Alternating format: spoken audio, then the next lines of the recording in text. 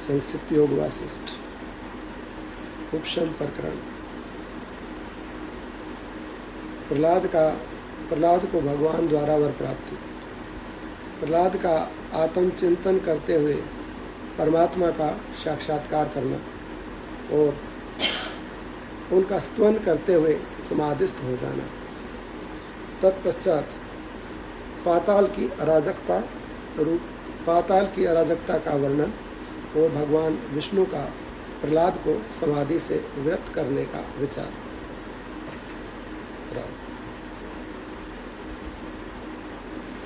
श्री भगवान ने कहा, कल जब प्रहलाद महाराज ने भगवान की स्तुति की और स्तुति करके जब प्रहलाद महाराज मौन हो गए तो भगवान श्री नारायण बोलने को उद्यत हुए थे। यहाँ पर कथा पूर्ण हो गई थी। तो प्रहलाद की स्तुति कर लेने पर भगवान कह रहे हैं, देवता कुल शिरोमणि प्रहलाद, तुम तो गुणों के आकार हो, अतः जन्म मरण रूपी दुख की निवृत्ति के लिए तुम पुनः अपना अभिष्ट वर मांग लो। कह रहे हैं कि तुम गुण रूप ही हो, गुणों ने तुम्हारा रूप धारण करके स्थूल देह प्रकट की, अर्थात जिनमें सब गुण प्रकट हो गए हैं, यह सब गुणों ने मिलकर देह धारण कर ली है, तो उस देह का नाम है प्रहलाद, कि तुम गुणों का आकार ही हो। इसलिए जो तुम्हें अभिष्ट हो, जो अच्छा लगता हो, वो वरदान मांग लो। प्रहलाद बोले, भगवान, आप समस्त प्राणियों के अंतःकरण में विराजमान होकर उनके इच्छा अनुसार फल प्रदान करने वाले हैं। अतः विभो, आप जिस वस्तु को सबसे श्रेष्ठ समझते हो वही मुझे देने की कृपा कीजिए। जब महाराज हिरण्यकशिपु का वध नरसिंह भगवान ने कर दिया था, नरसिंह भगवान ने प्रहलाद को अपनी गोद में बैठाया और गोद में बैठाकर उनका सिर सहलाते हुए भगवान ने कहा कि पुत्र, तुम्हारी जो इच्छा हो वो वरदान मांगो। तो प्रहलाद महाराज कहने लगे, भगवान, यदि आप प्रसन्न हैं तो ऐसा वरदान दे दीजिए कि मुझे कभी कुछ मांगने की ही इच्छा ना हो।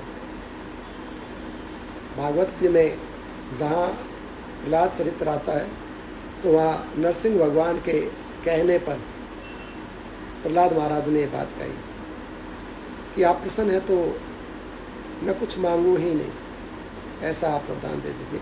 मांगने की कभी इच्छा ही ना हो, अर्थात कभी कमी की अनुभूति ना हो। भगवान कहने लगे कि बहुत उत्तम विचार है, परंतु मेरा दर्शन व्यर्थ नहीं होता, इसलिए जो तुम्हारे मन में हो वो कोई एक वरदान मांग लो। तो प्रहलाद महाराज ने कहा कि यदि आप देना चाहते हैं तो ऐसी कृपा कर दीजिए कि मेरे पिता की अधोगति न हो। तो भगवान ने कहा, उनको तो कल्याण हो गया और मेरी कृपा से उनकी अधोगति नहीं होगी। ऐसा वरदान देकर नरसिंह भगवान अंतर्ध्यान हो गए। अब प्रहलाद जी पुनः ध्यान पूजन, क्योंकि नारायण रूप से ही प्रहलाद ने भगवान का चिंतन स्मरण मनन किया था, तो नारायण रूप से परमात्मा प्रकट हो गए और प्रकट होकर चतुर्भुज रूप से जब प्रहलाद जी महाराज ने खूब अच्छी तरह से सेवा उपचार स्तुति की और भगवान ने कहा कि हे प्रहलाद, जो तुम्हें अभिष्ट हो वो वर मांग लो। तो हो सकता है उस समय बाल्यावस्था थी प्रहलाद महाराज की काफ़ी, अब तो खूब साधन करते करते समय व्यतीत हो गया, तो उस समय बाल्यावस्था के कारण कुछ नए मांगने की इच्छा रही हो। अब भगवान ने पुनः वही बात कही कि जो अभिष्ट हो, जो तुम्हें प्रिय लगता हो, ऐसा वरदान मांगो। तो यहाँ पर प्रहलाद महाराज ने दो बातें बोली।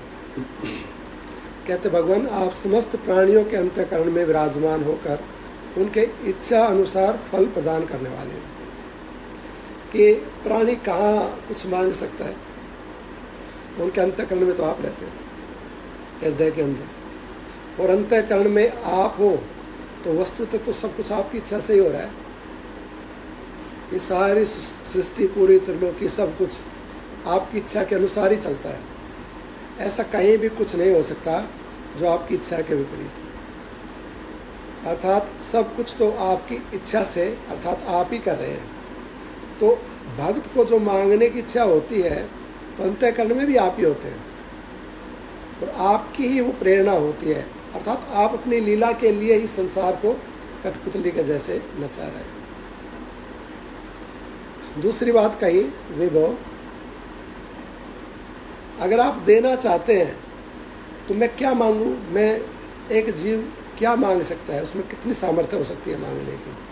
वो कोई वस्तु मांग ले अच्छी करके, अब वो क्या पता अच्छी है कि नहीं, कल्याणकारी है कि नहीं है, और उससे अभिष्ट उससे ज़्यादा बड़ी वस्तु तो फिर संसार में आप प्रकट कर देते हो। तो कहा कि विभो, आप जिस वस्तु को सबसे श्रेष्ठ समझते हो वही मुझे देने की कृपा कीजिए। आप ही अपनी तरफ से देते हो जो आपको अच्छा लगता है। हमें तो अच्छे बुरे का पता ही नहीं। अगर हमें अच्छे बुरे का पता होता तो हम तो फंसते ही नहीं। इतना अगर ज्ञान होता तो हम बंधन में क्यों होते? अज्ञान के कारण तो जीव बंधन में आता है, और उसको इतना ज्ञान हो जाए कि ये मेरे लिए अच्छा है, ये बुरा है, तो वो पहले भी तो ज्ञान स्वरूप था, पहले क्यों बंधन में आ गया? और आज जिसको अच्छा मान रहा है, क्या पता वो अच्छा है कि नहीं। लेकिन आपको जो अच्छा लगता है वो वस्तुतः अच्छा ही होगा, वो कल्याणकारी ही होगा। इसलिए आप जिसे श्रेष्ठ समझते हैं वही मुझे देने की कृपा कीजिए। ये समर्पण भाव है प्रहलाद महाराज ने यहाँ पर, अर्थात मांग कर भी कुछ नहीं मांगा, अपनी मर्जी नहीं रखी। भगत का लक्षण होता है कि वो वही कार्य करे जिसमें परमात्मा की प्रसन्नता हो। यही प्रेमी का लक्षण होता है कि प्रेम करने वाले को वही करना होता है जो उनके प्रियतम को अच्छा लगता है। जैसे भरत महाराज ने जब राम जी का अभिषेक करने के लिए गए थे और वहाँ पर सब भरत की तरफ थे, उस समय बताते हैं कि राम जी को छोड़कर सब भरत जी की तरफ थे। लक्ष्मण जी और माता जानकी भी भरत जी की बात चाहती थी, भरत जी जो चाहते हैं वो हो जाए। और राम जी ने भी कह दिया कि मेरा भरत जो कह देगा वही मैं करूँगा, मैं प्रतिज्ञा करता हूँ। तो सब राम जी भी भरत की तरफ, सब भरत की तरफ। और भरत जी महाराज को मांगने के लिए कहा तो देवताओं ने विचार किया, अब तो राम जी ने भी कह दिया, और 3 वोट थी, एक राम जी की, एक जानकी माता की, एक लक्ष्मण महाराज की। अब वो भी भरत जी की तरफ चली गई। अब तो सब यही भरत जी यही कहेंगे कि आप राज्याभिषेक स्वीकार कर लो, अयोध्या को चलो। लेकिन जनक महाराज ने प्रेम का स्वरूप समझा।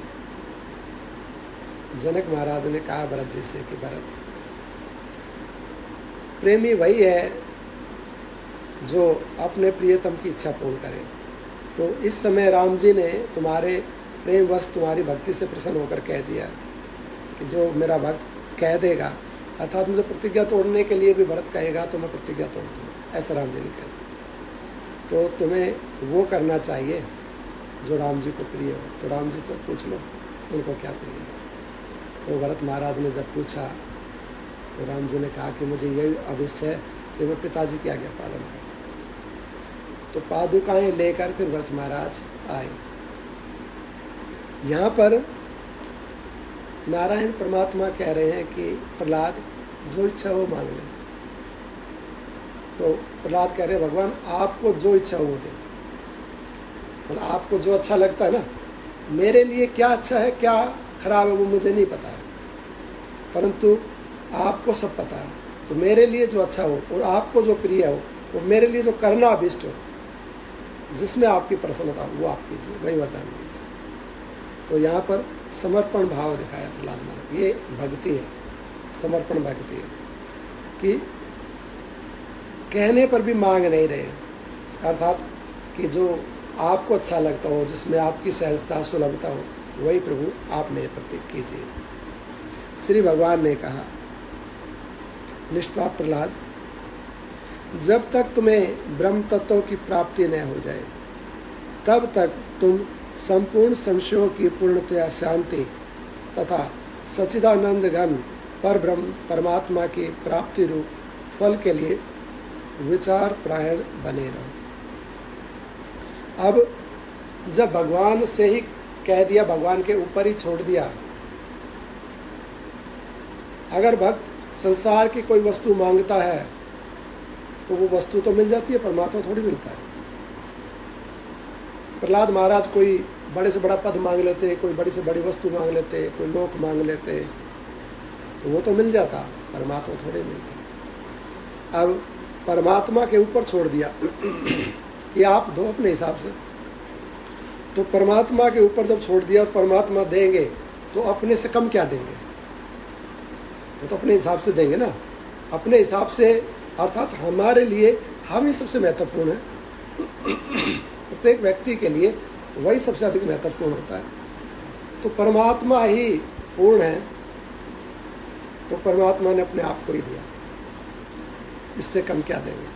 कहते हैं कि जब तक तुम्हें ब्रह्म तत्वों की प्राप्ति न हो जाए, अर्थात वो मार्ग दे दिया, मार्ग बता दिया, साधन बता दिया, साधन बताकर कि मेरी प्राप्ति, फल क्या है, ब्रह्म प्राप्ति। सब साधन मूला, सोई फल सिद्धि सब साधन मूला। सत्संग का जो फल है वो सिद्धि है, परमात्मा की प्राप्ति हो जाना, और जितने भी साधन है वो फूल है। सत्संगत मुद मंगल मूला। सत्संगत की जड़ क्या है, बीज क्या है? सत्संग का जो बीज है वो मुद, प्रसन्नता, और मंगल, कल्याण है। अर्थात जहाँ सत्संग होता है तो सत्संग का बीज है प्रसन्नता। जहाँ सत्संग सुना जाएगा तो सत्संग में अपनी और अपनों की बात होती है। अपनी अर्थात जीवात्मा, अपने अर्थात परमात्मा, तो अपनी बात होती है और अपनों की बात होती है। और जहाँ अपनी और अपनों की बात होती है वहाँ प्रसन्नता होती है। सत्संगत मुद मंगल मूला, उसका जो मूल है प्रसन्नता है, बीज जो है वो प्रसन्नता है सत्संगत का। सोई फल सिद्धि सब साधन फूला। अब कैसे पता लगे कि ठीक है बीज हो गया, बीज से सत्संग से हमें प्रसन्नता प्राप्त हो रही है और हमारा कल्याण, हमें मुद और मंगलता प्राप्त हो रही है, सत्संग अंकुरित हो गया है, ऐसा मान लीजिए। तो कैसे माने कि अब हमें पता कैसे चले कि ये अंकुरित होकर बड़ा हो गया वृक्ष, इसमें फल फूल आ गए हैं? तो उसके लिए कहा कि सब साधन, जितने भी साधन है, जितने भी योग है, कर्म योग, भक्ति योग, ज्ञान योग, या मानसिक पूजा करता है, पदार्थों से पूजा करता है, या संसार को परमात्मा का रूप मान के पूजा करता है, या जिस भी विधि से पूजा आराधना करता है, सब साधन फूला। अर्थात अब जितने साधन करता है जिस भी प्रकार से, तो मानो उस वृक्ष में फूल आने लगे हैं, साधन होने लगे हैं, तो फूल प्रकट हो गए हैं। सोई फल सिद्धि, और इसका फल क्या है? सिद्धि, अर्थात परमात्मा की प्राप्ति। सत्संगत मुद मंगल मूला, सोई फल सिद्धि सब साधन फूला। अगर प्रसन्नता प्रारंभ हो जाए सत्संग को तो समझो बीज अंकुरित हो गया, साधन प्रारंभ हो गया हमारे के द्वारा, भगवान की सेवा, पूजा, अर्चा, साधन प्रारंभ हो गया, तो मानो फूल लग गए हैं और परमात्मा की प्राप्ति हो गई, तो मानो फल प्राप्त हो गया, सिद्धि हो गई। यहाँ पर जब भगवान ने अपना ही रूप दिया, अर्थात क्या दिया भगवान ने? अपना स्वरूप प्रदान कर दिया कि मुझे ही प्राप्त हो जाओगे, तो उसके लिए क्या दिया? साधन दिया भगवान ने। यहाँ पर भगवान कहते हैं, निष्पाप प्रहलाद, जब तक तुम्हें ब्रह्म तत्वों की प्राप्ति न हो जाए, अर्थात जब तक तुम्हें फल प्राप्त न हो जाए, क्योंकि साधन करेगा तो ऑटोमेटिकली फल तो मिलेगा ही। जब बीज बोएगा और उस पौधे को सींचेगा तो उससे फूल और फल की प्राप्ति होगी ही होगी। तो कहते हैं कि जब तक तुम्हें ब्रह्म तत्वों की प्राप्ति ना हो जाए, अर्थात मेरी प्राप्ति ना हो जाए, तब तक तुम संपूर्ण संशयों का पूर्णतः शांति तथा सच्चिदानंद घन पर ब्रह्म परमात्मा की प्राप्ति रूप फल के लिए विचार प्रायण बने रहो। विचार प्रायण अर्थात साधन करते रहो। कैसे साधन होगा? अनेक प्रकार के उपचार, सेवा, पूजा तो कर ही रहे पहले से ही प्रहलाद महाराज। तो अब कहा कि वो सब किया और वो करके उसका फल ये हुआ कि मेरा दर्शन हो गया।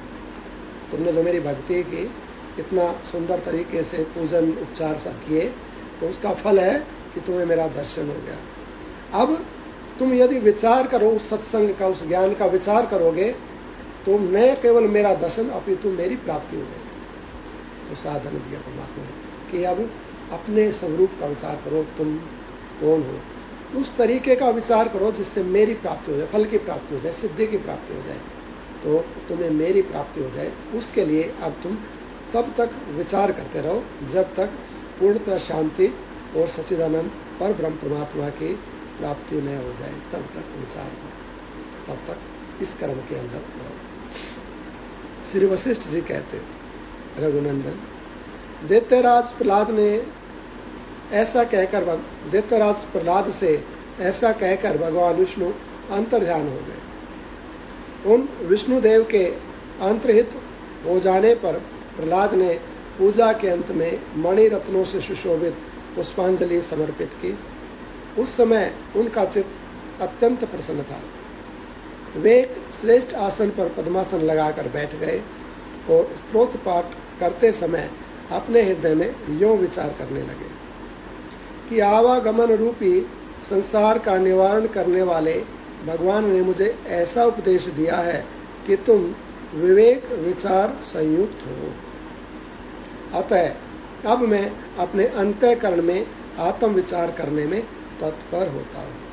परमात्मा ने आज्ञा दी कि तुम विवेक विचार करो, अपने अंतःकरण में आत्म विचार में तत्पर हो जाओ, और उस आत्म विचार के उस साधन के करने से मेरी प्राप्ति हो जाएगी। ऐसी आज्ञा देकर गए। तो तत्क्षण ही प्रहलाद महाराज ने वो क्रिया या वो साधन प्रारंभ कर दिया। कहते हैं कि अब मैं आत्म विचार करने में तत्पर होता हूँ कि मैं कौन हूँ, अपने आप को जानने में मैं तत्पर होता हूँ, अपने स्वरूप को प्राप्त करने में, पहचानने में, उसमें स्थित होने में मैं अब तत्पर होता हूँ। श्री प्रहलाद महाराज विचार कर रहे हैं, वृक्ष, तृण और पर्वतों से युक्त यह जगत तो मैं नहीं हूँ, क्योंकि जो बाह्य और अत्यंत जड़ है वह मैं कैसे हो सकता हूँ। अचेतन शरीर भी मैं नहीं हूँ। आप अपना भी अनुभव कर सकते हैं इस भाव में रहकर, जैसे जैसे प्रहलाद महाराज कर रहे हैं, ऐसे ऐसे आप भाव में अनुभव कर सकते हैं। पहले कह रहे हैं कि जो ये वृक्ष, तृण, पर्वत इत्यादि संसार है, ये मैं नहीं। बाह्य अंतःकरण अर्थात जो ये शरीर इत्यादि अचेतन पदार्थ हैं, ये भी मैं नहीं हूँ। अचेतन शरीर भी मैं नहीं हूँ, क्योंकि यह असत होता हुआ भी प्रकट, जड़ होने के कारण बोलने में असमर्थ, प्राणवायुओं द्वारा अपने संचरण काल में ही परिचालित और अल्प काल में ही विनष्ट होने वाला है। मैं तो केवल वह शुद्ध चेतन ही हूँ जो ममताहीन, मनन रूप मन के व्यापार से शून्य, शांत, पांचों इंद्रियों के भ्रमों से रहित और माया के संबंध से हीन।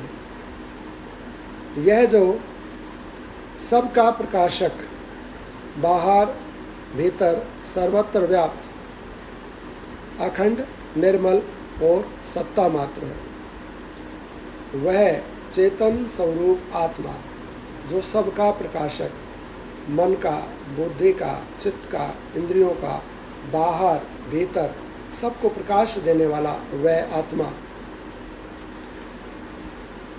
चिन्मय आत्म स्वरूप ही मैं हूँ।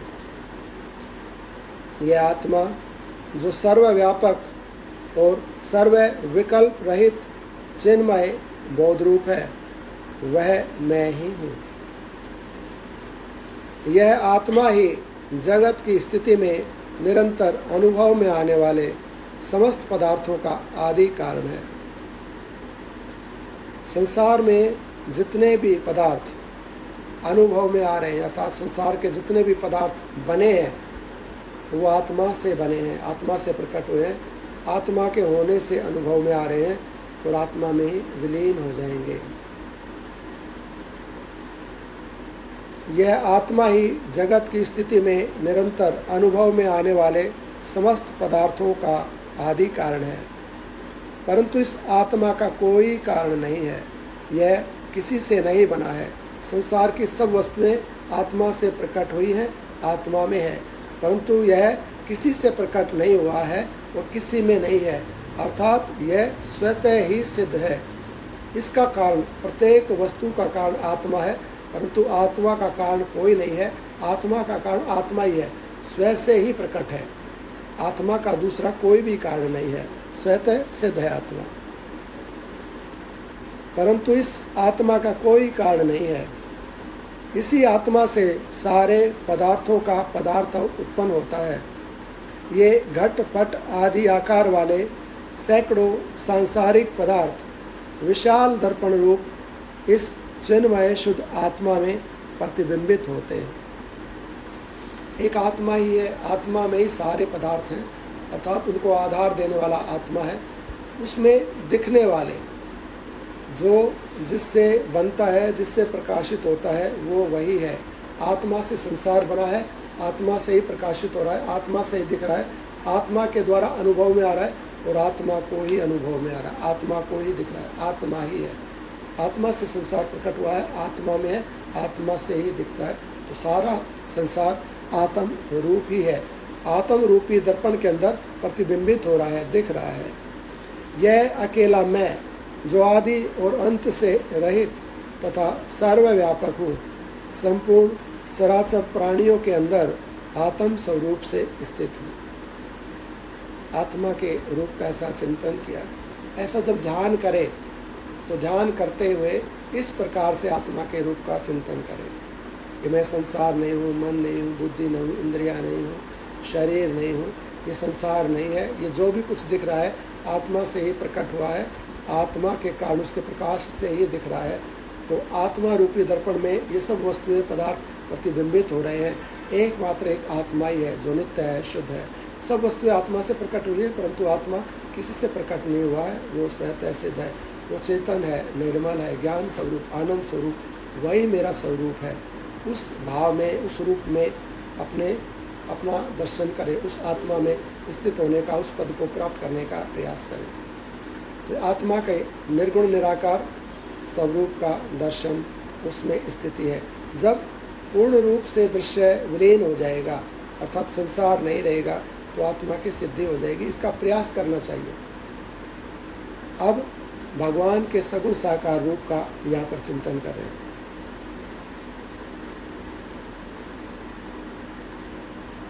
मेरा यह सांवला रूप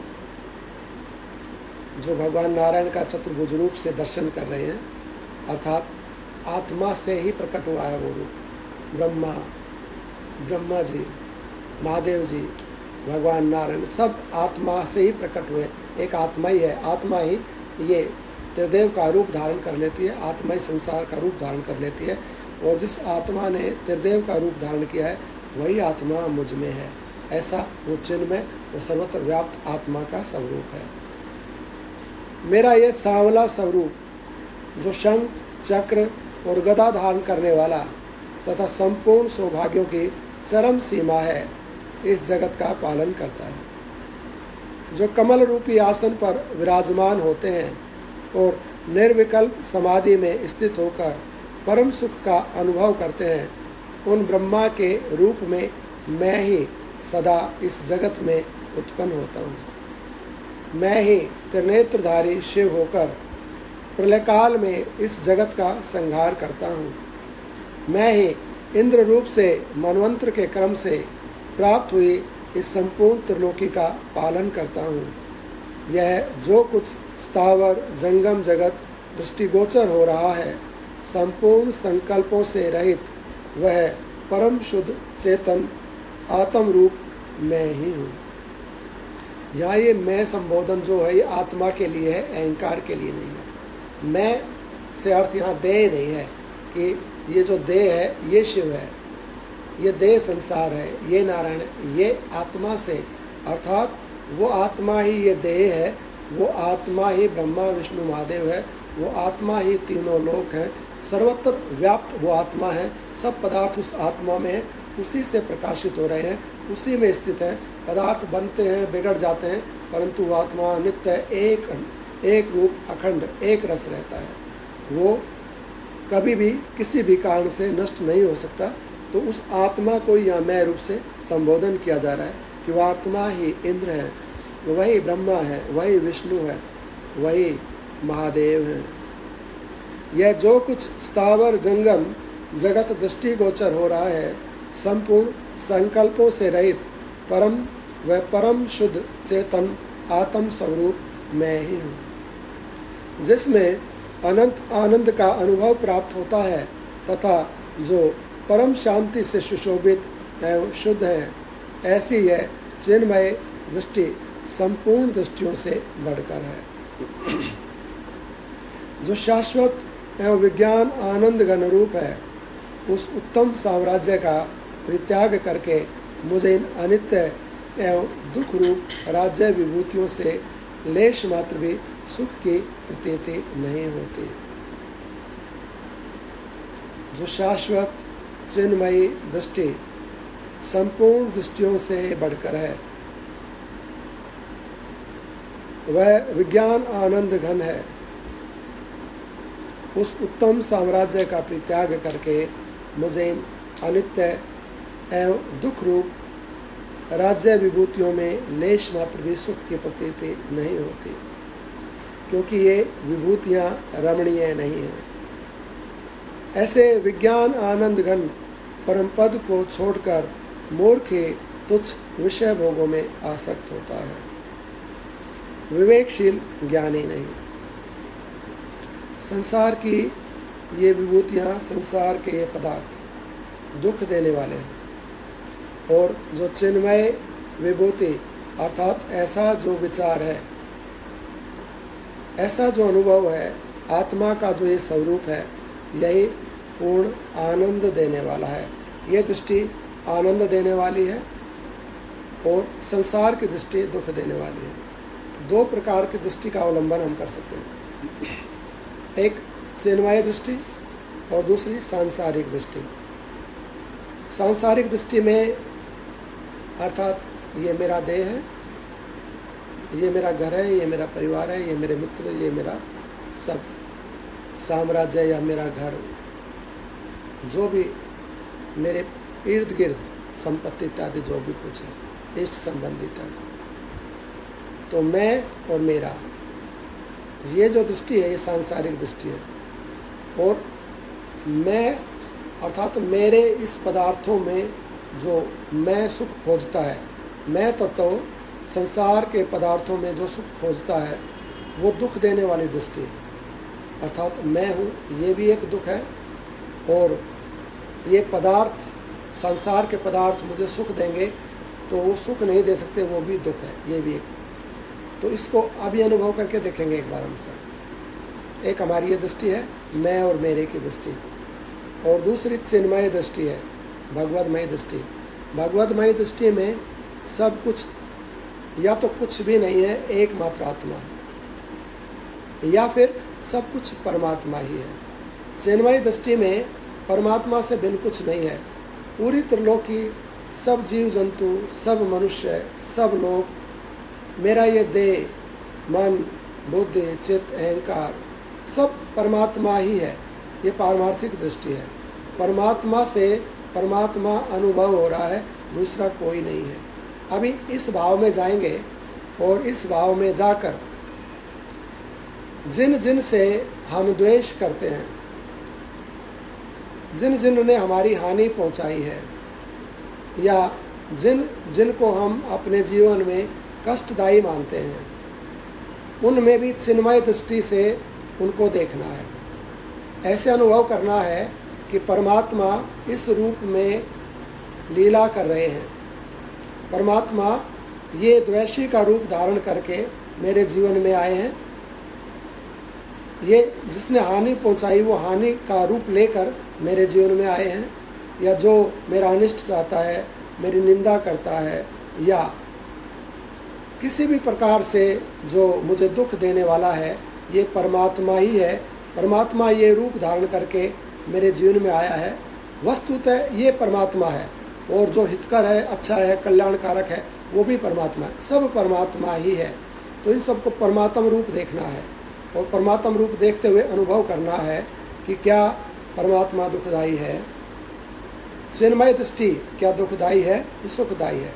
अर्थात सब चिन्मय हो गया, सब परमात्मा ही हो गया। तो परमात्मा में क्या कहीं द्वैत है, दो है, या कहीं दुख है, कहीं ऐसा है जो हमारे लिए अनिष्टकारी या दुखदाई है।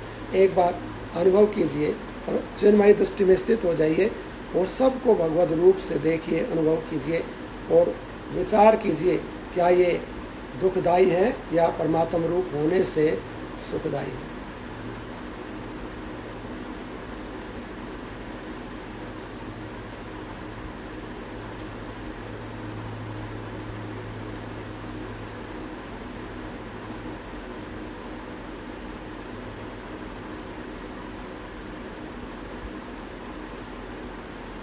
हम नेत्र बंद करके उन जीवों का, उन व्यक्तियों का या उन परिस्थितियों का चिंतन कर रहे हैं जिनको हम अनिष्टकारी मान रहे थे, अपने लिए दुख प्रदान करने वाले मान रहे थे। परंतु परमात्मा उन व्यक्ति, परिस्थिति आदि के रूप में लीला कर रहा है हमारे जीवन में, मानो हमारा ही परीक्षण कर रहा है। हमें ही टटोल कर देखता है कि तू कहाँ कहाँ मुझे देखता है। इन सब रूप में परमात्मा ही है। यदि हमें इनमें परमात्मा दिख रहा है तो इनमें द्वेष की अनुभूति नहीं हो सकती, इनमें पर की अनुभूति नहीं हो सकती, इनमें दुख की अनुभूति नहीं हो सकती। और यदि इनमें दुख की, पर की अनुभूति हो रही है तो चिन्मय दृष्टि प्राप्त नहीं हुई है, सांसारिक दृष्टि है। और संसार में द्वैत है, और द्वैत में दुख है। मैं हूँ, तू है, ऐसी द्वैतमयी दृष्टि से सर्वत्र संसार ही संसार है, दुख ही दुख है, कहीं पर भी सुख नहीं है। चिन्मयी दृष्टि में जो दिख रहा है वो परमात्मा है, जिसके द्वारा दिख रहा है वो भी परमात्मा है, जिसको दिख रहा है वो परमात्मा है। उसके अतिरिक्त जो कुछ बचा रहा वो सब भी परमात्मा ही है। एक परमात्मा से भिन्न कुछ नहीं है। जब परमात्मा से भिन्न कुछ नहीं है तो कौन दुख दे, किसको दे, किसके द्वारा दे? कौन सुख दे, किसको दे, किसके द्वारा दे? एकमात्र परमात्मा ही है। न सुख है न दुख है, बस परमात्मा ही है, आनंद ही है। ये चिन्मय दृष्टि आँख खोल कर भी अनुभूत होती है। जो आँख खोलने पर दिखता है वो भी परमात्मा है, जिसको दिखता है वो भी परमात्मा है, जिसके द्वारा दिखता है वो भी परमात्मा है। सब परमात्मा ही व्याप्त है। ये परमात्ममयी चिन्मय दृष्टि है। इसका अवलंबन करके परमात्म स्वरूप हो जाता है, आनंद स्वरूप हो जाता है। बोले वृंदावन बिहारी लाल की। दो प्रकार की दृष्टियाँ हैं, चिन्मय दृष्टियाँ, आनंद देने वाली दृष्टि, और सांसारिक दृष्टि, दुख देने वाली दृष्टि। जो प्रिय लगे उसका अवलंबन करो। प्रहलाद महाराज कह रहे हैं कि ये ज्ञानमय दृष्टि मुझे सर्वत्र आनंद देने वाली है, और ये संसार, साम्राज्य, यहाँ के तुच्छ भोग ये दुख देने वाले हैं। भला इस परम दिव्य दृष्टि का त्याग करके कौन मनुष्य घृणा करने योग्य तुच्छ राज्य में आसक्त होगा? जिन्होंने उत्तम दृष्टि का परित्याग करके दुख रूप क्षणभंगुर राज्य में मन लगाया, वे सब के सब वास्तव में मूर्ख ही थे। क्योंकि कहाँ तो नंदनवन की प्रफुल्लित रमणीय वनस्थली और कहाँ संतप्त मरुस्थल। उसी प्रकार कहाँ तो ये पारमार्थिक शांत एवं दिव्य दृष्टियाँ, और कहाँ देह एवं विषय भोगों में अहंता ममता बुद्धि। अर्थात इनमें आकाश पाताल का अंतर है। इस त्रिलोकी में राज्य पाकर भी वास्तविक सुख लेश मात्र भी नहीं मिलता, किंतु मूर्खता के कारण ही मनुष्य उसे चाहता है। उधर जो सर्वव्यापक, स्वस्थ, सम, निर्विकार और सर्वस्वरूप है, उस चेतन का आश्रय ग्रहण करने से संपूर्ण वास्तविक आनंद सदा सर्वदा प्राप्त होता रहता है। ये जो कोई भी विषयी मनुष्य मोहरूपी जाल में आ फंसे हैं, उनके गिरने का प्रधान कारण उनकी संकल्प कल्पना ही है। उन्होंने कल्पना की संसार के चिन्मय दृष्टि का अवलंबन नहीं किया, संसार दृष्टि का अवलंबन, संसार की कल्पना की और संसार की वस्तुओं के लिए संकल्प किया और उन वस्तुओं के लिए संकल्प करके उनको पाने के लिए दौड़ता है।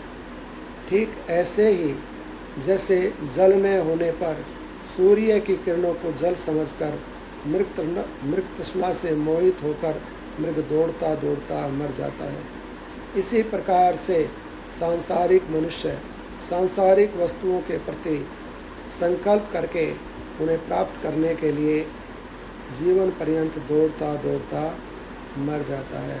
परंतु जैसे मृग तृष्णा में मृग को जल नहीं प्राप्त होता, उसी प्रकार से इस विषयी मनुष्य को संसार में विषय प्राप्त नहीं होते, क्योंकि विषय है ही नहीं। विषयी मनुष्य मोहरूपी जाल में आ फंसे हैं। उनके गिरने का प्रधान कारण उनकी संकल्प कल्पना ही है।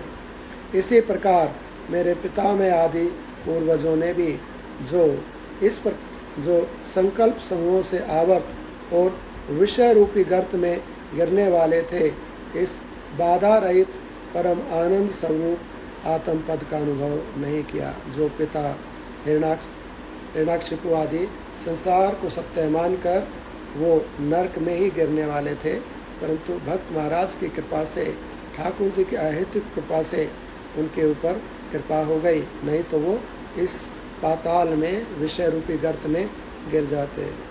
इसलिए वे भूतल पर इन्हें गिने दिनों तक ही स्फुरित होकर गड्ढे में गिरे हुए क्षुद्र मच्छरों की भांति विनष्ट हो गए। सभी जीव इच्छा और द्वेष से उत्पन्न हुए सुख दुख आदि द्वंद्व रूपी मोह से युक्त होने के कारण पृथ्वी के छिद्र में छिपे हुए कीटों की समता को प्राप्त हो गए हैं।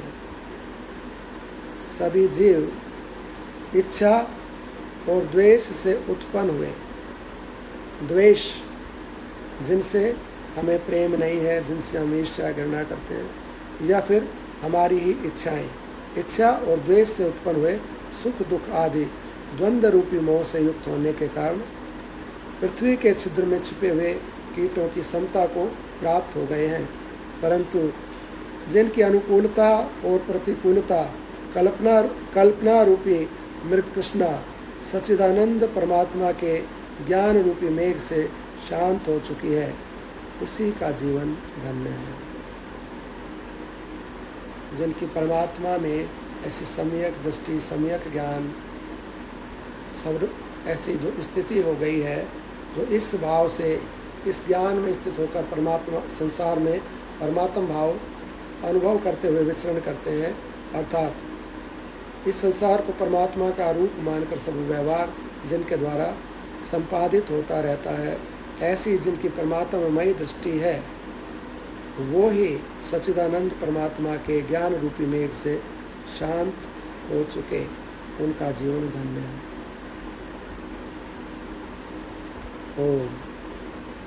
ओम ही जिस सच्चिदानंद ब्रह्म का सर्वोत्तम नाम है और जो समस्त विकारों से सर्वथा रहित है, वह परमात्मा ही भूतल के समस्त पदार्थों के रूप में विराजमान है।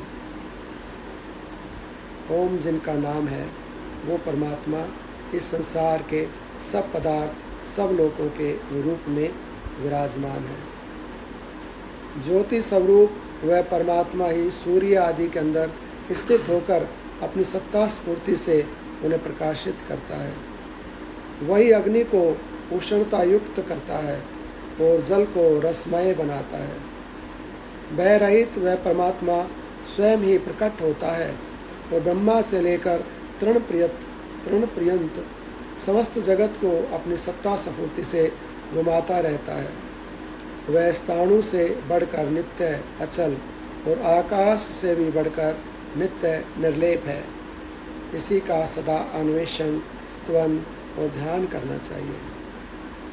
समस्त प्राणियों के शरीरों के अंदर और उनके हृदय कमल में स्थित यह परमात्मा अत्यंत सुलभ है, क्योंकि हृदय की थोड़ी सी सच्ची पुकार से वह तत्क्षण सम्मुख प्रकट हो जाता है।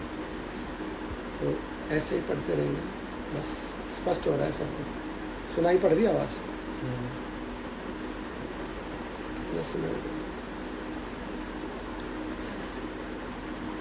ऐसे ही ये भाव में ये प्रहलाद महाराज की साधना है, उनकी ध्यान पद्धति है, उनकी दृष्टि है। इस अध्याय को पढ़ के और इस अध्याय के महत्व को समझकर, मर्म को समझकर कैसे परमात्मा का पूजन, उनका ध्यान करना चाहिए, कैसे अपने स्वरूप का ध्यान करना चाहिए कि मैं कौन हूँ, कौन नहीं। संसार के ये पदार्थ, ये देह इत्यादि मैं नहीं, मैं ही वो आत्मा, वो ब्रह्म हूँ जिसमें सब स्थावर जंगम जड़ चेतन स्थित है। वो आत्मा ही है। ये आत्मा का स्वरूप है। आत्मा के दो प्रकार के स्वरूप यहाँ पर बता रहे हैं प्रहलाद महाराज। एक जो निर्गुण निराकार चेतन रूप, और दूसरा आत्मा का जो सगुण साकार रूप है, वही ब्रह्मा विष्णु महादेव है। उसी में सब संसार है, परंतु ये संसार सत्य नहीं है, मिथ्या है। और इस मिथ्या संसार में जिसकी सत्य दृष्टि है वो संसार में दुखी है, और जिसकी इस संसार में सत्य दृष्टि न होकर परमार्थ दृष्टि है वो ही आनंद में है, वो ही परमात्म भाव में है। ओंकार ही उनका नाम है। अनेक उन परमात्मा के नाम है, हरि अनंत, हरि कथा अनंता, उनके नाम भी अनंत है।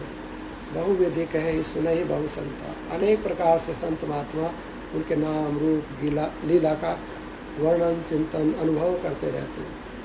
तो जो नाम प्रिय हो, परमात्मा का जो रूप प्रिय हो, उस रूप का ध्यान, फिर निर्गुण निराकार आत्मा का ध्यान, संसार का ध्यान, संसार में संसार की असत्यता का ज्ञान और परमात्मा की नित्यता का अनुभव। इस प्रकार से अनेक प्रकार से, जैसे हम किसी वस्तु को लेते हैं, ऊपर से नीचे से दाएं से बाएं से कूट टटोल के घुमा फिरा के देखते हैं, ठोक बजा के देखते हैं कि वस्तु ठीक है कि नहीं है।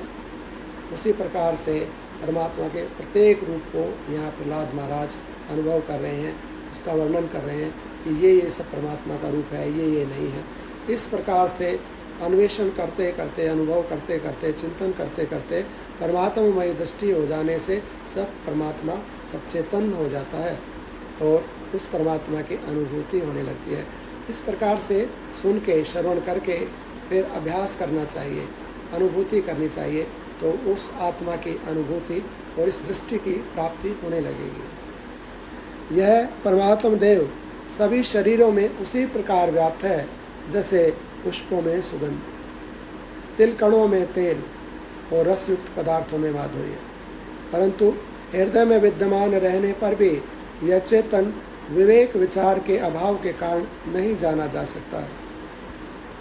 विचारणा के द्वारा ही उस परमेश्वर का ज्ञान होता है। उसे भली भांति जान लेने पर प्रियजन के मिलने की तरह परमानंद की प्राप्ति होती है।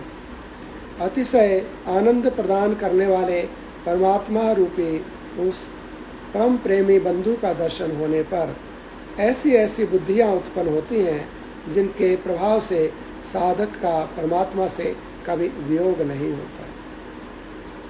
ऐसी बुद्धि बन जाएगी कि हर रूप, हर परिस्थिति, हर स्थान के अंदर परमात्मा ही अनुभव होने लगेगा। वो लड़ेगा तो भी परमात्मा से, कोई रूठना होगा, नाराजगी होगी, वो भी परमात्मा से। क्रोध हो जाएगा तो परमात्मा से, और आनंद में रहेगा, प्रेम में रहेगा तो भी परमात्मा में। अनेक प्रकार की दृष्टियां, परंतु सब दृष्टि परमात्मा से जुड़ी, सब क्रिया परमात्मा से जुड़ी है। परमात्मामयी ये क्रिया, ये दृष्टि विचारणा से प्राप्त होती है, सत्संग से प्राप्त होती है। विचारणा करके उसका निधिध्यासन, और निधिध्यासन के बाद अनुभव करने का प्रयास करना चाहिए। उससे धीरे धीरे ये दृष्टि, ये क्रम प्राप्त हो जाता है।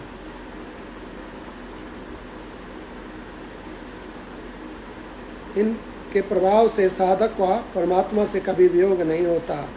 उसके सांसारिक स्नेह से समस्त बंधन टूट जाते हैं।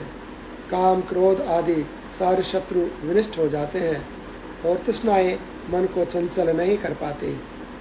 यही परमात्मा आकाश में शून्यता, वायु में स्पंदन, तेजस्वी पदार्थों में प्रकाश, जल में उत्तम मधुरता, पृथ्वी में कठोरता, अग्नि में उष्णता, चंद्रमा में शीतलता और सृष्टि समूह में सत्ता रूप से स्थित है। अज्ञान रूपी शत्रु ने मेरे विवेक धन का अपहरण करके उसका सर्वनाश कर डाला था, और वह इतने काल तक मुझे कष्ट देता रहा। परंतु इस समय स्वतः उत्पन्न हुई सर्वोत्तम विष्णु कृपा से मुझे परम तत्व का ज्ञान हो गया है, जिससे मैंने उस अज्ञान का परित्याग कर दिया है। इस समय मैंने उस परम ज्ञान रूपी मंत्र के बल से इस अहंकार पिशाच को शरीर रूपी वृक्ष के खोखल से बाहर निकाल दिया है, जिससे मेरी यह शरीर रूपी महान वृक्ष अहंकारमयी यज्ञ से रहित होकर परम पवित्र हो गया है और प्रफुल्लित वृक्ष के समान सुशोभित हो रहा है। विवेक रूपी धनराशि की प्राप्ति के कारण जब मेरे दुराशा रूपी दोष सर्वथा नष्ट हो गए, तब मेरी अज्ञान रूपी दरिद्रता भी पूर्णतया शांत हो गई। अतः अब मैं परमेश्वर के रूप में स्थित हूँ।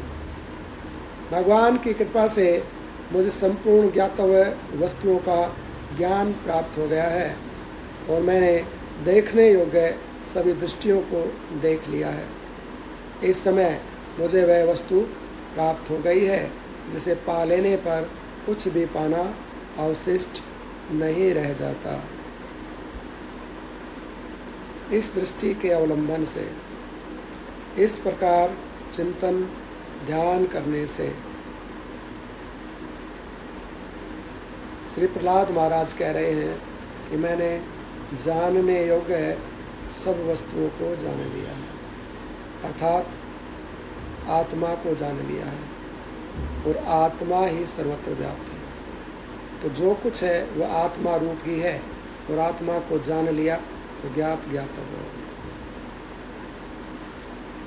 संसार में प्राप्त करने योग्य कुछ भी नहीं है, क्योंकि सब मिटने वाले, नष्ट होने वाले पदार्थ हैं। प्राप्त करने योग्य एकमात्र तत्व आत्मा ही है, परमात्मा ही है, और वो परमात्मा मुझे प्राप्त हो गया है। उस परमात्मा के, उस आत्मा के प्राप्त होने पर अब कुछ भी प्राप्त होना शेष नहीं रह गया है, अर्थात सब कुछ परमात्म रूप होने से और उस परमात्मा की मुझे प्राप्ति होने से प्राप्तव्य हो गया। उसको जान लिया, ज्ञातव्य हो गया है। वो आत्मा प्राप्त हो गया, प्राप्तव्य हो गया है। अब अज्ञान रूपी ये दरिद्रता पूर्णतया नष्ट हो गई है, उसको देख लिया है। इस समय वह वस्तु प्राप्त हो गई है। अब कुछ भी करना शेष नहीं रह गया है, क्योंकि उसमें सिद्धि हो गई है, कर्तव्य हो गया। ये साधना का क्रम है, भक्ति का क्रम है। इसमें जब स्थिति हो जाएगी, सिद्धि हो जाएगी, तब कुछ करना नहीं रह जाएगा, कुछ जानना नहीं रह जाएगा, कुछ पाना नहीं रह जाएगा, क्योंकि करने योग्य प्रत्येक कार्य कर लिए, वहाँ पहुँच गया। पाने योग्य तत्व आत्मा को पा लिया तो सब कुछ प्राप्त हो गया। संसार है नहीं, वो प्राप्त हो भी नहीं सकता। प्राप्त होने योग्य वस्तु आत्मा है, वो प्राप्त हो गई। जानने योग्य संसार में कुछ है नहीं, क्योंकि जिसको जानते हैं वो वस्तु ही नष्ट हो जाती है, तो उसके ज्ञान का क्या लाभ है। जानने योग्य आत्मा ही है, उसको जान लिया तो जानना कुछ शेष नहीं रह गया। करने योग्य कुछ है नहीं, क्योंकि करने से श्रम होता है, करने से दुख की परंपरा प्राप्त होती है। करने से परमात्मा की प्राप्ति नहीं होती है। करने से विश्राम जब हो जाता है, स्वरूप में जब स्थिति हो जाती है, अर्थात सब कार्य कर लिया और जैसे पुरुषार्थ करके जिस कार्य के निमित्त पुरुषार्थ होता है, वो वस्तु जब प्राप्त हो जाए तो कार्य भी पूरा हो जाए। अब कुछ करना भी शेष नहीं, क्योंकि किसके लिए कार्य करेगा। अब कुछ है नहीं जिसको पाने के लिए, जानने के लिए, देखने के लिए, चखने, अनुभव करने के लिए कार्य करेगा। अब वो प्राप्त हो गया तो कार्य भी शांत हो गया, तो कर्म की रीति भी शांत हो गई।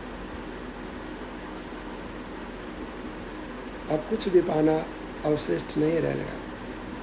सौभाग्य की बात है कि मैं उसी ऊंची एवं विस्तृत पारमार्थिक भूमि को प्राप्त हो गया हूँ, जिससे अनर्थों का नाम निशान नहीं है।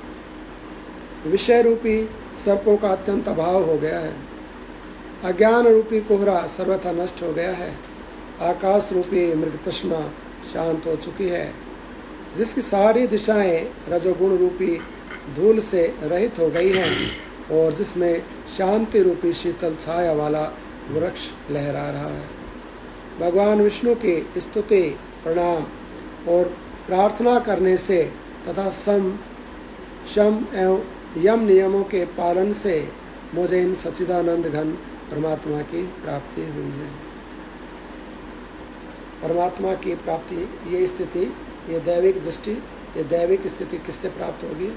भगवान की शरण लेने से, यम नियम का अवलंबन करने से, इस प्रकार से ये दृष्टि प्राप्त हो जाएगी। उन्हीं की कृपा से मैंने परमात्मा को स्पष्ट रूप से देखा और समझा भी है। वह अविनाशी एवं अहंकार रहित विज्ञान घन परमात्मा भगवान विष्णु की कृपावश चिरकाल से मेरी स्मृति में दृढ़ रूप से स्थित हो गया है, जिससे मेरा ये मोह पूर्णतया शांत हो गया है। अहंकार रस रूपी राक्षस नष्ट हो गया है और मैं दुराशा रूपी पिशाचनी से मुक्त हो गया हूँ। अतः अब मेरा संताप मिट गया है। सबसे बड़े हर्ष की बात तो यह है कि मेरी बहुत सी दुर्वासनाएं, जो दुराशाएं तथा दीर्घ काल से दुष्ट देह आदि में आत्म तत्वों के अभिमान से मलिन एवं भय रूपी सर्पों के लिए हितकारिणी थी, भगवान के ध्यान से विनिष्ट हो गई। मैंने सच्चिदानंद घन परमात्मा का साक्षात्कार कर लिया है और उन्हें भली भांति जान भी लिया है। मुझे उनका यथार्थ अनुभव भी हो गया है, इसलिए उनका नित्य सहयोग मुझे प्राप्त है। अब मेरा मन, जिसके विषय भोग, संकल्प, विकल्प और इच्छाएं पूर्णतया नष्ट हो गई हैं, जो अहंकार से सर्वथा मुक्त है, जिसमें आसक्ति और विषय भोग की उत्कंठा लेश मात्र भी नहीं रह गई है और जो बाहर भीतर की चेष्टाओं से रहित हो गया है, संसार से उपराम होकर परमात्मा में लीन हो गया है। यो समस्त पदों से उत्कृष्ट आनंद रूप परमात्मा चिरकाल से मेरी स्मृति में स्थित हुए हैं।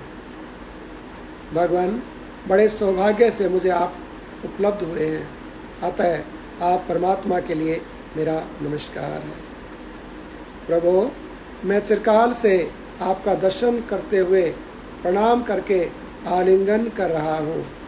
भला त्रिलोकी में आपके अतिरिक्त मेरा परम प्रिय बंधु और कौन हो सकता है। प्रहलाद महाराज कह रहे हैं कि आप मुझे प्राप्त हो गए हैं। आप परमात्मा को नमस्कार है।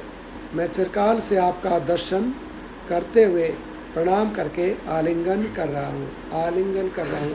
अर्थात जो भी कुछ अनुभव हो रहा है वो सब परमात्म रूप ही है। परमात्मा का स्पर्श हमें प्राप्त हो रहा है, उनका आलिंगन, उनका स्पर्श। हर वस्तु को जो परमात्मा ही जानेगा, परमात्म रूप ही है, तो परमात्मा का ही सब तरफ से स्पर्श हो रहा है। शब्द के रूप से परमात्मा का आलिंगन,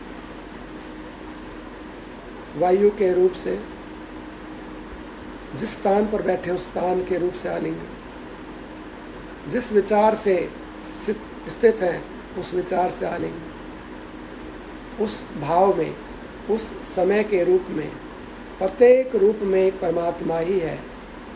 ये देह भी परमात्मा ही है। मन, बुद्धि, चित्त, जिनसे परमात्मा की स्तुति, स्मरण, उनका ध्यान, उनका श्रवण हो रहा है, उन भावों से, उनके माध्यम से भी परमात्मा का ही आलिंगन हो रहा है। आलिंगन करने वाला ये आत्मा भी परमात्मा ही है। परमात्मा ही परमात्मा में स्थित हो रहा है। आत्मा ही आत्मा में रमण कर रहा है। सब रूपों में, सब भाव में, सब स्थान में एक आत्मा ही है।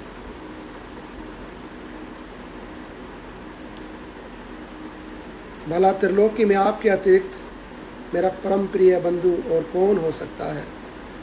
विश्व को उत्पन्न करने वाले विभव, आपने अपनी सत्ता स्फूर्ति से संपूर्ण विश्व को परिपूर्ण कर रखा है। इसी कारण सर्वत्र आपका नित्य अनुभव होता है। आपने अपनी सत्ता स्फूर्ति से संपूर्ण विश्व को परिपूर्ण कर रखा है, अर्थात संपूर्ण विश्व के रूप में आप ही हैं। इसी कारण सर्वत्र आपका नित्य अनुभव हो रहा है। दृश्य के रूप में, शब्द के रूप में, स्पर्श के रूप में, सब जगह, सब रूप में आपका नित्य अनुभव हो रहा है। और जो अनुभव कर रहा है वो भी आप ही है। अतः आप कहाँ भाग कर जा सकते हैं, अर्थात कैसे अदृश्य हो सकते हैं। परम प्रिय मित्र, बहुसंख्यक जन्मों के व्यवधान के कारण अज्ञानवश हम दोनों में जो अंतर प्रतीत होता था वह अब उस अज्ञान के नाश होने से दूर हो गया और अभेद रूप समीपता प्राप्त हो गई है। बड़े सौभाग्य से मुझे आपका दर्शन प्राप्त हुआ है। आप कृतकृत्य संसार के कर्ता और सबका भरण पोषण करने वाले हैं। आपको बारंबार नमस्कार है। आप संसार वृक्ष के कारण अविनाशी और विशुद्ध आत्मा हैं। आपको मेरा प्रणाम है। जिनके हाथों में चक्र और कमल सुशोभित होते हैं उन विष्णु रूप आपको नमस्कार है। ललाट पर अर्धचंद्र धारण करने वाले शिव स्वरूप आपको मैं अभिवादन करता हूँ। कमल से उत्पन्न होने वाले ब्रह्मा आपको प्रणाम है। देवराज इंद्र के रूप में विराजमान आपकी मैं वंदना करता हूँ। भगवान, हम दोनों में जो यह भेद दृष्टिगोचर हो रहा है वह समुद्र के जल और उसकी तरंग के समान केवल झूठी कल्पना ही है। वस्तुतः हम दोनों में कोई भेद है ही नहीं। आप सृष्टिकर्ता, सबके साक्षी रूप और अनंत रूपों में प्रकट होने वाले हैं। आपको पुनः पुनः नमस्कार है। सबके आत्म रूप से सर्वव्यापी आप परमात्मा को बारंबार प्रणाम है। देव, मिट्टी, काष्ठ, पत्थर, जल मात्र, ये सारा जगत आपके सिवा और कुछ नहीं है। एकमात्र आप ही हैं, अर्थात आपका ही स्वरूप है। अतः आपकी प्राप्ति हो जाने पर फिर किसी अन्य वस्तु के प्राप्त करने की इच्छा नहीं रह जाती। जिसका वेद वेदांत के सिद्धांत, तर्क और पुराणों के गीतों द्वारा वर्णन किया गया है, उस परमात्मा का यथार्थ ज्ञान हो जाने पर फिर वह कैसे विस्मृत हो सकता है। निर्मल परब्रह्म परमात्मा आपका साक्षात्कार हो जाने पर देह के वे सुंदर विषय भोग भी आज मेरे लिए हृदय को रुचिकर नहीं लग रहे हैं। आप निर्मल दिव्य ज्योति स्वरूप हैं। आपसे ही सूर्य में प्रकाशता आई है और शीतल हिमरूप आपसे ही चंद्रमा की शीतलता की प्राप्ति हुई है। आपके ही प्रभाव से ये पर्वत गुरुता को संपन्न हुए हैं और आपने ही खेचरों को धारण कर रखा है। खे आकाश को कहते हैं, खे में चर करने वाले खेचर, पक्षी इत्यादि, या जो आकाश में घूम सकते हैं, सब खेचर। आपने इन खेचरों को धारण कर रखा है। आपके ही बल से पृथ्वी अटल रूप से स्थित है और आपकी ही सत्ता से आकाश आकाशता को प्राप्त हुआ है। बड़े सौभाग्य की बात है कि आप मेरे स्वरूप को प्राप्त हो गए हैं और मैं आपके स्वरूप में परिणित हो गया हूँ। अतः अब मैं आप हूँ और आप मैं हैं। इसलिए देव, अब हम दोनों में भेद नहीं रह गया है, अर्थात हम एक ही भाव को प्राप्त हो गए हैं। इसमें भी मेरा सौभाग्य ही कारण है। मेरा आत्मा जो सम शुद्ध साक्षी रूप निराकार और दिशा काल आदि से रहित है, उसी में आप स्थित हैं। आपका स्वरूप सूक्ष्म से भी सूक्ष्म है। आपके ही अंदर यह संसार मंडल था और रहेगा। काष्ठ में व्याप्त हुई अग्नि की भांति आप इस शरीर के अंदर में स्थित हैं। आप ही सर्वोत्तम अमृत रूप रस हैं और तेजस्वी पदार्थों को प्रकाशित करने वाले भी आप ही हैं। आप ही पदार्थों के ज्ञाता, ज्योतियों के प्रकाश। जैसे स्वर्ण में कड़े, बाजूबंद, केयूर आदि आभूषणों का आरोप किया जाता है, उसी तरह सांसारिक पदार्थ समूह आप में ही आरोपित है। आपको प्राप्त कर लेने पर प्रारब्ध अनुकूल प्राप्त हुए सुख दुख का प्रवाह समूल नष्ट हो जाता है। ठीक उसी तरह जैसे सूर्य के प्रकाश को पाकर अंधकार अथवा गर्मी को पाकर हिमकण का नाम निशान मिट जाता है। गर्म भगवान, ये सारा विश्व आपका ही स्वरूप है। आपकी जय हो। आप शांति प्राण, सब प्रमाणों से परे, संपूर्ण आगमों द्वारा जानने योग्य हैं। आपकी बारंबार जय। श्री वशिष्ठ जी कहते हैं, रघुनंदन, शूरवीरों का संहार करने वाले प्रहलाद इस प्रकार परमात्मा का चिंतन करते करते निर्विकल्प परमानंद स्वरूप परमात्मा में समाधिस्थ हो गए। अपने महल में जो समाधि अवस्था में पड़े हुए दैत्यवंशी प्रहलाद का बहुत सा समय व्यतीत हो गया। उस समय यद्यपि असुर श्रेष्ठों ने उन्हें जगाने की बहुत चेष्टा की, तथापि ऐसे समय में उन महाबुद्धिमान की समाधि भंग न हुई। यो निश्चल ब्रह्म रूप एवं शांत को प्राप्त शांत हुए प्रहलाद बाह्य दृष्टि से शून्य होकर हजारों वर्षों तक उस दैत्य नगरी में समाधिस्थ पड़े रहे। उस समय हिरण्याकशिपु मर चुका था और उनके पुत्र प्रहलाद समाधिस्थ हो गए थे। अतः जब पाताल में कोई अन्य राजा नहीं रह गया, तब दानवों ने अपने अधिपति का अभाव खटकने लगा। इसलिए उन्होंने प्रहलाद को समाधि से जगाने के लिए घोर प्रयत्न किया, परंतु वे जागे नहीं। तब उस राजा रहित नगर में बलवान दैत्य लुटेरों की तरह स्वेच्छानुसार लूटपाट करने लगे, जिससे उद्विग्न होकर अन्य दैत्य अपनी अभिष्ट दिशाओं को भाग गए। उस अराजकता के कारण पाताल लोक चिरकाल के लिए मात्स्य न्याय से अस्त व्यस्त और मर्यादा रहित हो गया। वहाँ बलवानों ने दुर्बलों के नगर छीन लिए। मर्यादा के क्रम का सर्वथा विनाश हो गया। सभी लोग स्त्रियों को पीड़ा पहुँचाने लगे। पुरुषों के प्रलाप और रोदन के शब्द चारों ओर व्याप्त हो गए। लोगों ने एक दूसरों के वस्त्र छीन लिए। नगर का मध्य भाग खंडर के रूप में परिणित हो गया और क्रीड़ा उद्यान नष्ट भ्रष्ट हो गए। सारा राज्य व्यर्थ के अनर्थों से पीड़ित हो गया। दिशाएं धूल से व्याप्त हो गई। अन्न फल बंधु बांधवों का अभाव हो गया। इसी प्रकार आकस्मिक उत्पात से विवश होकर सारा असुर समुदाय चिंताग्रस्त हो गया। उस समय वह असुर मंडल भय से उद्विग्न हो गया था। वहाँ स्त्रियां, धन, मंत्र और युद्ध मर्यादाहीन हो गए थे। जिनके धन और संपत्तियों का अपहरण हो गया था, उनका करुण क्रंदन चारों ओर गूंज रहा था, जिससे वह दैत्य समाज कलयुग आने पर लूटपाट करने वाले क्रूर लुटेरों के साथ जान पड़ता था। राघव, तदंतर एक बार शेष सैया पर विराजमान शत्रुसूदन श्रीहरि, जो लीला पूर्वक संपूर्ण जगत का पालन करते हैं, देवताओं की प्रयोजन सिद्धि के लिए अपनी बुद्धि से सांसारिक स्थिति का निरीक्षण करने लगे। पहले उन्होंने मन ही मन स्वर्गलोक का अवलोकन करके तत्पश्चात भूतल वासियों के आचरणों का निरीक्षण किया। फिर वे मन से शीघ्र दैत्यों द्वारा सुरक्षित पाताल लोक में जा पहुँचे। वहाँ उन्होंने देखा कि दानवराज प्रहलाद अटल समाधि में स्थित है, जिससे अमरावती पुरी में संपत्ति की भरपूर वृद्धि हो गई है।